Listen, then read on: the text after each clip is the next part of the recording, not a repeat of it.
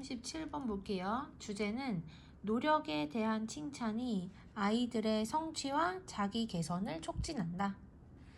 스탠포드 심리학 교수인 이 사람은 그 다음에 여기서 전치사 플러스 명사 괄호 전치사 플러스 명사 괄호 그리고 왜 초보정사 하면은 초보정사 할 방법 이렇게 해석이 되거든. 그래서 요만큼이 얘를 꾸며줘서 또 이렇게 표시를 한 거예요. 자, 그러면 괄호가 지금 여러 개가 나오면 어디부터 해석한다? 뒷부분부터 해석을 한다. 근데 뒷부분 보면은 얘가 무슨 뜻? 지속적으로 란 뜻이야. 자, 일단 그럼 해석 순서는 주어 해석하고 마지막에 있는 괄호 요거 그 다음에 여기 부분 이렇게 해석할게요. 스탠포드 심리학 교수인 이 사람은 끊임없이 우리의 노력에 있어서 성장하고 배우고 그리고 인내하는 그러한 방법으로서 성장 사고방식이라는 개념에 대한 국제적으로 인정받는 선구자이다. 다시 해석해 볼게요.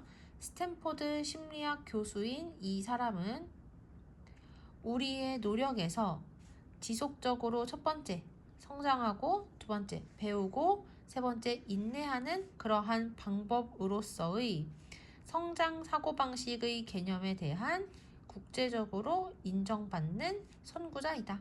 그러니까 이 교수는요, 성장 사고방식이라는 개념의 선구자, 성장 사고방식이라는 개념을 제일 먼저 만들어낸 사람이다 라고 생각을 하면 되고, 그리고 성장 사고방식이 어떤 것인지에 대해서 뒤에서 설명을 한 거야. 그게 바로 뭐냐면 우리의 노력을 계속해서 해가지고 성장하고 배우고 인내하는 것을 성장 사고방식이라고 한다. 이 정도 생각하고 넘어가시면 돼요.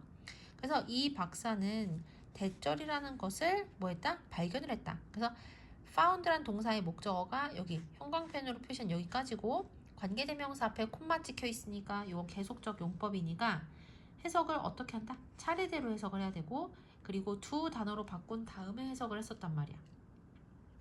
자, 그럼 일단은 여기서 이 부분을 더 중요하게 봐야 되거든.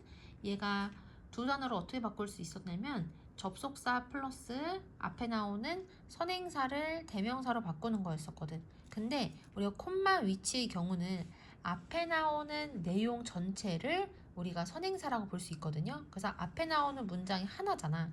그래서 이 선행사를 it이라고 바꿔서 쓸 수가 있다는 얘기야. 그리고 얘는 무슨 격 관계대명사냐면 이 문장에서 뒷부분에 주어, 동사 있고 그리고 콜이란 동사는 우리가 오형식이면 뒤에 목적어 오고 그 다음 목적격 보어가 와서 해석을 목적격 보어라고 부르다. 이렇게 해석이 돼요. 그래서 여기서는 얘가 주어, 얘가 동사, 그리고 여기 원래 목적어가 있어야 되는데 목적어가 없기 때문에 얘가 목적격 관계대명사가 돼. 그럼 얘는 뭐가 되겠어? 목적격 보어가 되겠지. 그래서 우리가 콤마 관계대명사는 두 단어로 바꿨을 때 접속사는 관계대명사 자리에다가 쓰면 되고 그리고 앞에 있는 선행사를 대명사로 바꾼 거는 관계대명사절에서 빠져있던 부분에다가 집어넣으면 되는 거야. 아까 전에 여기는 목적어가 빠져있다고 했었기 때문에 콜이라는 동사의 바로 뒤 목적어 자리에다가 선행사인 it을 대명사로 바꾼 it을 여기다 쓰면 되는 거지. 이렇게 하고 그 다음에 해석을 하면 된다는 얘기야. 여기까지 되시죠? 자, 그러면 해석을 해볼 거거든요. 자, 이 사람은 be told 하면은 텔은 말하다지만 이게 수동태면은 말해짐을 당하는 거라서 듣다라고 해석하면 딱 맞아.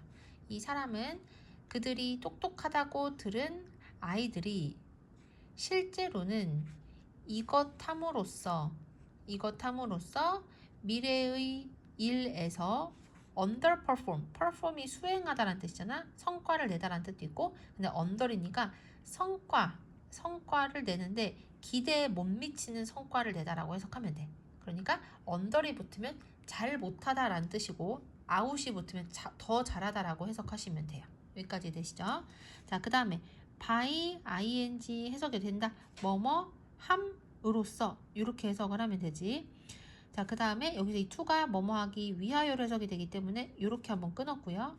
evidence가 증거라는 뜻의 명사잖아. 근데 어떤 증거를 피하기 위해서인지 이 증거에 대한 내용을 that 뒤에서 풀기 때문에 여기서 이 대시 동격의 대시 되는 거야. 여기까지 되시죠? 자, 그럼 다시 한번 해석을 해보면 이 사람은 그들이 똑똑하다고 들은 아이들이 그들이 똑똑하지 않다는 증거를 피하기 위해 더 쉬운 일을 선택함으로써 미래의 과제에서 실제로 기대에 미치지 못하는 성과를 낸다는 것을 발견을 했고, 그리고 이 사람은 그것을 고정적인 사고방식을 가졌다고 부른다. 여기까지 됐지? 자, 다시 한번 정리해보면 어떤 아이들이 있는데 그 아이들은 부모님들이 키울 때 계속 너희들은 똑똑해 이렇게 얘기를 하면서 그렇게 키운 거야. 근데 이렇게 하면은 아이들이 미래에 어떤 일을 할 때 생각보다 못한다는 얘기야. 근데 왜 그렇게 되냐면 일부러 자신들이 똑똑하지 않다는 것을 보여줄 수도 있는 어려운 일, 예를 들어 어려운 일을 선택을 하게 되면 그 일을 하면 실패를 할 수 있죠. 그럼 만약 실패를 하면은 자기들이 똑똑하지 않다는 증거가 될까봐 그들이 똑똑하지 않다는 증거를 만드는 걸 피하기 위해서 일부러 계속 더 쉬운 것만 선택을 하는 거야. 그리고 이러한 생각을 가진 아이들은 뭐라고 얘기를 하냐면 고정 사고방식을 가지고 있다라고 얘기를 했다는 거죠. 자, 다시 한번 해석을 해볼게. 이 사람은 그들이 똑똑하다고 들은 아이들이 그들이 똑똑하지 않다는 증거를 피하기 위해 더 쉬운 일들을 선택함으로써 미래의 과제에서 실제로 기대에 못 미치는 성과를 낸다는 것을 발견을 했고, 그리고 이 박사는 그것을 뭐라고 부른다? 고정 사고방식을 가지고 있다고 그렇게 부른다. 여기까지 됐지? 자, 그 다음에 그럼 결국에는 고정 사고방식은 위에 나왔던 성장 사고방식의 반대 개념이라고 보면 돼요. 대조적으로 이 사람은 땡땡땡을 발견을 했다.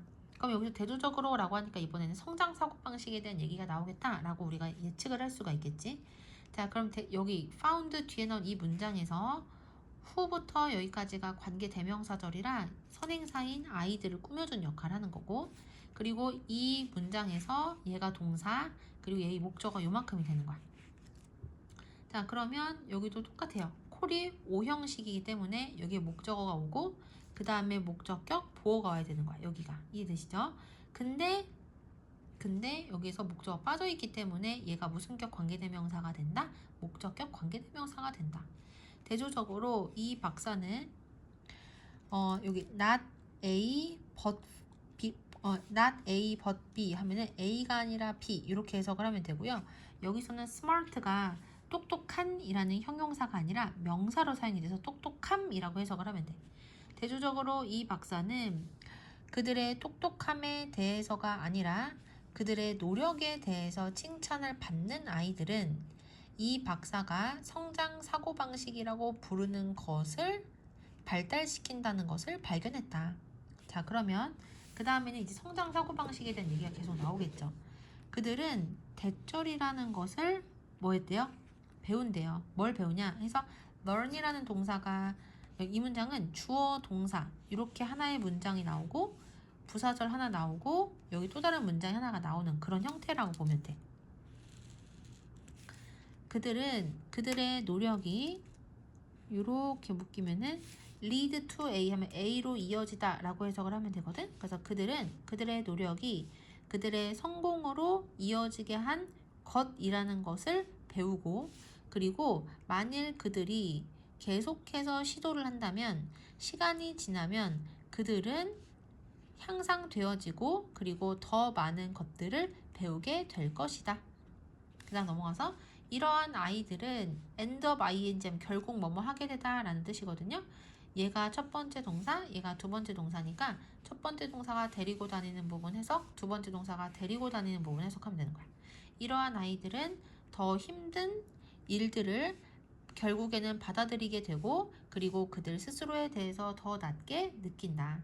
그 다음 문장, 이 문장은 얘가 주어 그리고 has explained가 동사 요만큼이 목적어거든.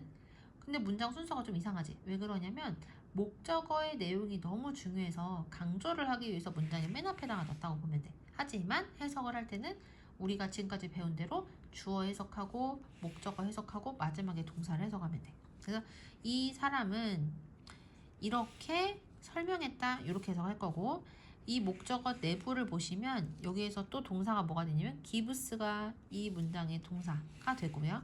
사형식이라서 누구누구에게 무엇을 준다 이렇게 해석을 하면 돼. 노력을 강조하는 것은 아이에게 그들이 통제할 수 있는 그러한 변수를 준다라고 설명했다. 그러니까 노력을 강조한데, 노력은 아이들이 자기가 얼만큼 할 수 있는지를 자기가 정할 수 있고 통제할 수 있는 거죠. 근데 그냥 그 애 보고 똑똑하다고 하면은 어떤 사람의 IQ나 지능 같은 것은 그 아이가 아무리 노력을 해도 바뀔 수가 없고 통제할 수가 없는 거잖아. 그래서 노력을 강조한다는 것은 아이에게 그들이 통제할 수 있는 변수를 제공을 하기 때문에, 그래서 아이가 자기가 능동적으로 더 열심히 해서 개선하려고 할 수 있는 의지를 가지게 한다는 얘기야. 마지막 문장만 다시 해석을 해보면, 이 사람은 노력을 강조하는 것은 동명사 주어라서 단수동사 사용이 된 거지. 노력을 강조하는 것은 아이에게 그들이 통제할 수 있는 변수를 제공한다.